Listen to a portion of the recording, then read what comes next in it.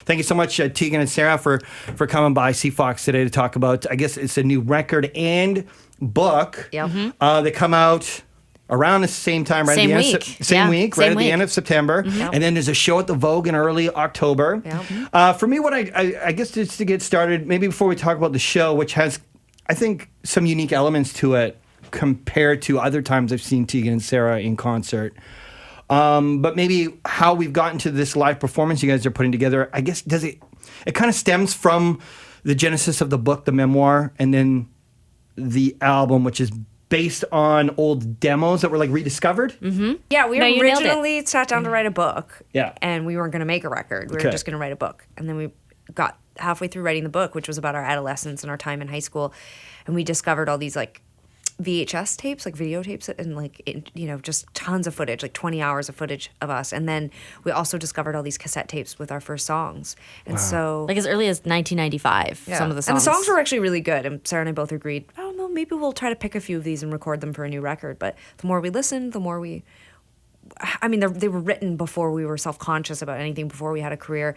They're our first songs. I think people automatically do I hated the first thing that I ever wrote or did, so I would never put that out. But I think Sarah and I mean, we got signed in high school, so we obviously had talent. I mean, I think. And so, yeah, we heard the songs and we thought, oh, geez, when we finish the book, we should sit down and try to make a record out of these. And that's what we did. So the book and the record come out the same week, like you pointed out. And I think that what we wanted to do with the live show, to get to the final part of your question, was to make sure that we did justice to both. We have to go out and promote both, but we didn't want to do a conventional book tour where you just read from the book. I know people like that. I don't mean to say it in a way it's not interesting, but Sarah and I we were inspired to try to take it to the next level and do something really creative and different. Fans tell us all the time that they miss the days where it was just Sarah and I on stage talking to each other and bantering. So we were like, how do we play new music, talk about the new book, and give people the stories and the banter that they want? And that's what we're basically in Vancouver to do right now for a month, is try to make that show, to deliver all those things. So it's still, I guess, something that's being worked on. Like, you guys are still looking at designs from people and what the stage is going to look like and what the multimedia is going to look like. That's still happening right now. Yeah, so we are kind of... We're in pre-production. Yeah, we're in what we like to call pre-production. We're about to start rehearsals with a musical director. We're going to like reimagine a bunch of our old music and classic Tegan and Sara songs. And then we're also going to work on taking the songs from the new album and doing them in a stripped down kind of acoustic way.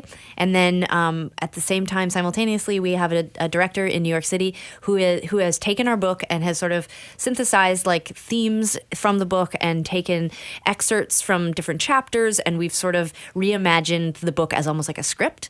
And so the show will be us playing these songs, reading from the book, but in sort of more of a theatrical kind of way. Not theatrical, like we won't be like reading in British accents or something, but like it will sort of be less about like, here's chapter 20 and I read the chapter. It'll be more about telling a story using the text and also songs. And then there'll also be a multimedia part of it. We're going to show video excerpts from high school. Tegan mentioned we found all this footage of ourselves, fooling around in our bedrooms, playing electric guitar, singing, being jerks.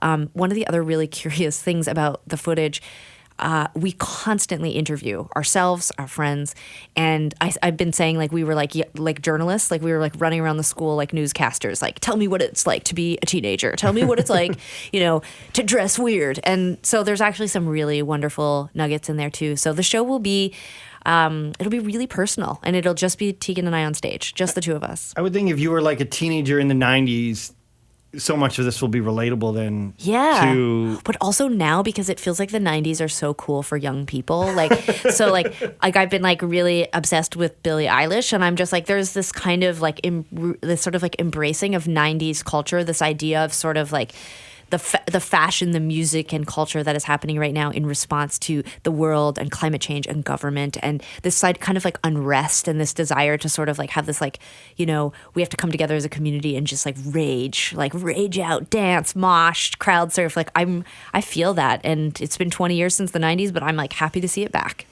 To have someone else then go through the book and pick out some themes, was that pretty, I guess, useful, right? Because you guys lived it. You wrote the book, you went through all the tapes, and have someone else to kind of be like, oh, here are the themes we're going to pull out. Yeah. That must have been good. Were there some times that they left stuff out that you guys are like, oh man, that's the part I wanted to share, and maybe this director or an editor was able to be like, no, that's. I mean, certainly when we were writing the book, some of the things that we wrote about that got edited out, I understood fully why, but there were definitely things that got cut out of the book. We wrote probably almost twice as much as what we put out. So there was definitely some funny stories and some moments that got cut out, but it did make sense. And for the live show, I think we're less attached. I think it's hard to have perspective, and we also do a lot. We decided we wanted to take a year and a half off, and then decided during that year and a half off that we would write a book, and then that turned into a book and a record, and now we're putting both out at the exact same time. Like, we're overachievers, and I think sometimes you just have to let people in to help you accomplish all these things. I'm sort of like giving myself this pep talk right now around this, because I do not have the mental capacity to balance everything that we're doing right now, so I'm just learning how to let go, and I think Sara and I are good teammates in that way. We really do have a true, proper partnership.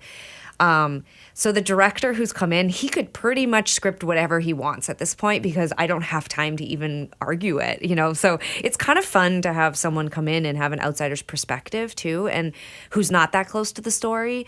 And his job is really to create an arc for the show. Like a world, so it makes sense when people come to the Vogue in October and they see you guys. It's like a vibe. And it's kind of like sequencing a record or making a record. It has to tell the story. Even though we don't really listen to records in the conventional way we used to, I think as artists, you still are in charge of putting together a collection and coming up with an arc. And I think the live show, the book, all of these were exercises in creating an interesting arc. So I think having outsiders come in, like we have a musical director and a proper theater director who are involved in.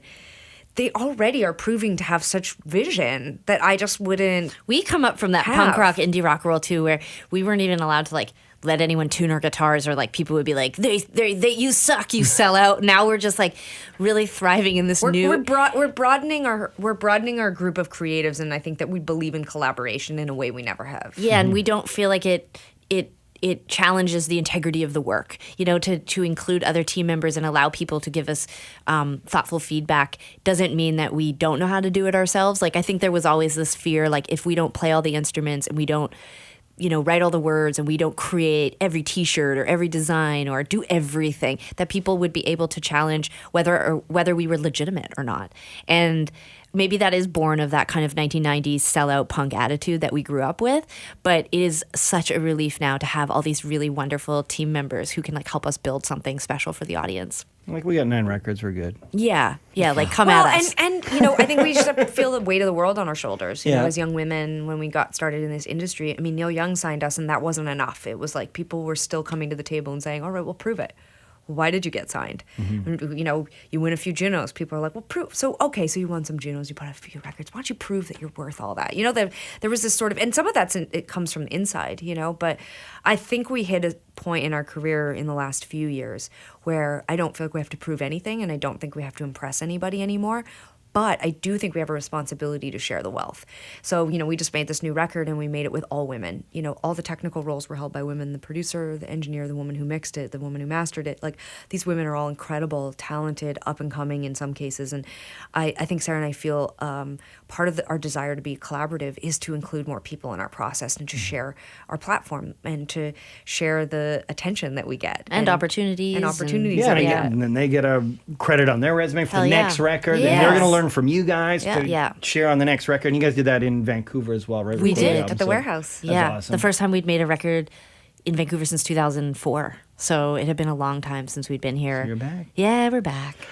So this show sounds like it's maybe quite different than shows that Tegan and Sara have performed in the past. I know, seeing you guys in the past back in Victoria, seeing shows, they were a little bit more, I don't want to say maybe stripped down, but a little bit more linear in a rock show sense, right? You guys came up there, you had your band, you guys rocked out. You guys always told stories and had funny little jokes and stuff. But when you guys are going to be up on the stage then doing this show, you're going to be playing some of these old songs, and then you said that you're going to play some, classic Tegan and Sara songs throughout your career.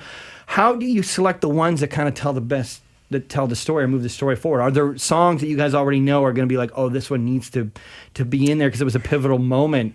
It's always a battle. I mean, creating a set list, again, it's just like sequencing a record or deciding what to put in a book. It's always a fight, and a good fight. But, I think at this point we have so many records and so many songs, and everyone's got their favorite. Oh, you know, yeah. hanging out in Vancouver, every time I leave my house, I run into someone who tells me what their favorite record is or what their favorite song is. So I think Sarah and I are really aware and try to be sensitive to what people want. We're not doing a B-sides and rarities tour here. Like, we definitely we want to entertain. I mean, like, there's got to be certain songs that are so crucial to what you guys are trying to They tell. really, it was a lot easier, at least from my perspective, you know, the story that we're going to be telling on stage.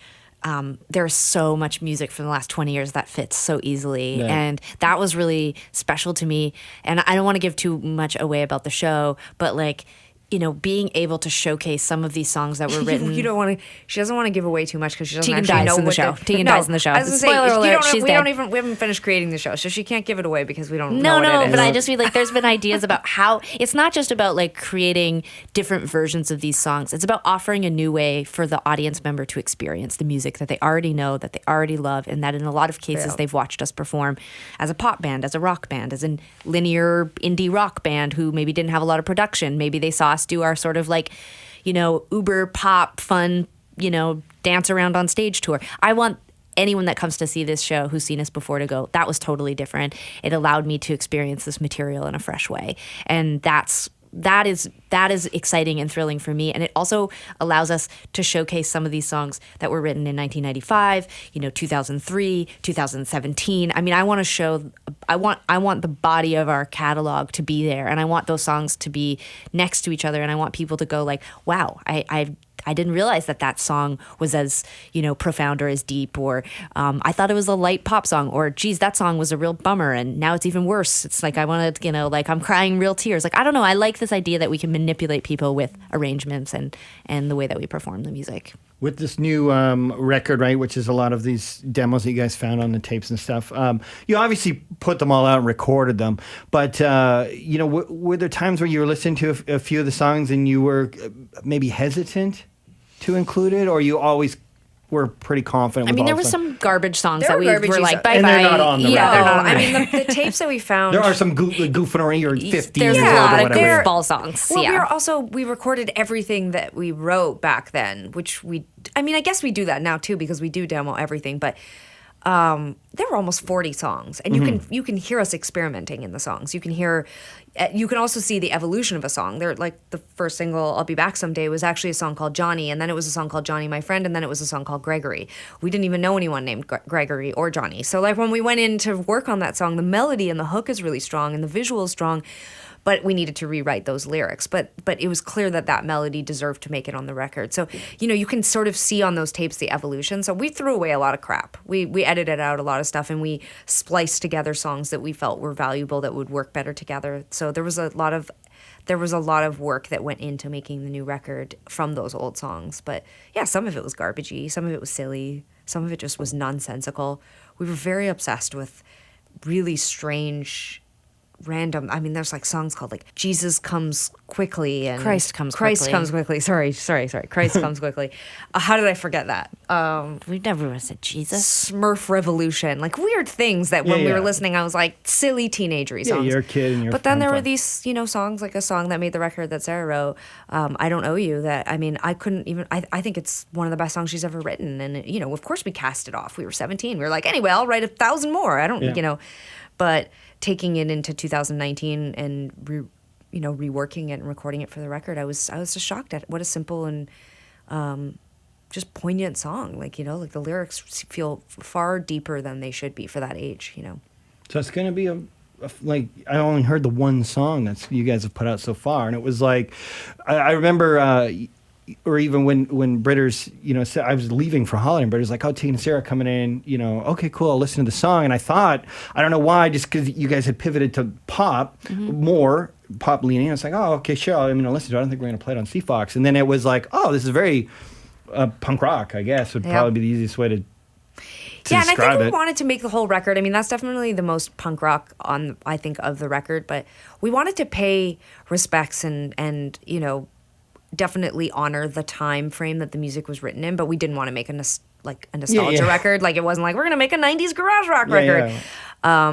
But I think I think we wanted to make sure that it still had pop in it. Obviously, pop's really influenced Sarah and I for a long time, but it's definitely a return to some of the other music that. Oh yeah, it reminded me us. like working back in Victoria in the early 2000s. I was like, Yeah. oh, this is the Tegan and Sara jams we used to play on the Yeah. radio.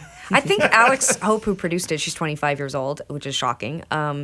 But she's been working with some of the biggest, stars, right? Like she just made the new Alanis Morissette record. Like I don't understand. She's 25. I spent months locked in a room with her, and she's just definitely an old soul and really talented. But it was really fun making this record with her because she didn't know a lot of the music that we were referencing. We spent a lot of time diving into like 90s, and it was cool to see her lift things from that era, but and use all of her modern tools and her youthfulness to like turn it into something really different sounding. And I think that she was a fan of our band, so she also has a really deep understanding of our catalog and different kinds of production we've used. And I think that this record will end up being a fan favorite because if you really liked the pop stuff we did, that's there. But if you really like the more early 2000s Tegan and Sara, that's there too. If you liked the 90s, you'll love this record because there's elements that are very 90s. So, and she did it all like within a hoodie with a jewel hanging out of her mouth. I mean, just a really amazing young talent. Like I think I love when when they listen back to, like you said, 90s. You guys referencing 90s music and what they, a 25-year-old plucks from that. Yeah, versus what so different. You're like, no, this band was the most important. Like, I don't like that one. I prefer this one, which maybe when we were younger was the secondary act. And my daughter's 11, and she kind of does a similar thing. Yeah. And it's like when I'm listening to my old man music, what she gravitates to and doesn't is. It's always interesting through that, another set of years, and you're just like, okay, this is cool. Totally. Yeah. I mean, I think you get stuck in your ways as you get older too, and sometimes it's nice to just have people in the room shaking up. Like Sarah and I listen to a lot of electronic music, and I think part of our desire to listen to music that sounds nothing like our own music is to make sure that we're always thinking outside of what we do. And for me, there's just in the 90s we grew up going to raves, but even now we play festivals all over the world, and my favorite parts of the festivals aren't the rock acts or the alternative acts, it's the electronic acts. It's going into these spaces and dancing with tens of thousands of people sharing this experience, and it's not necessarily about lyrics, it's just about community and vibe and feeling. And I love the production too in those shows. Yeah. oh my god, I mean, I love the they're production. putting on a real show. It looks crazy in Yeah. there, right? Like, look, you went to Disneyland, but adult, crazy, weird Disneyland. Sometimes I want to be like, we want to give up our spot and move some random electronic artists up and just go out and dance in the audience with everybody and not even play our set. But anyway, so I just like thinking outside the box when we're making new records. I think it's a privilege of us being around so long and people just trusting us. I think we always put everything that we can into our new records, and I think, yeah, Alex being 25, just different tools. Grab different things. Yeah. All right, Tegan and Sara, thank you guys so much for hanging on CFox today. Yeah. Thank you. Looking forward to a new record, a book, and a show. It's all happening at the end of September, early October.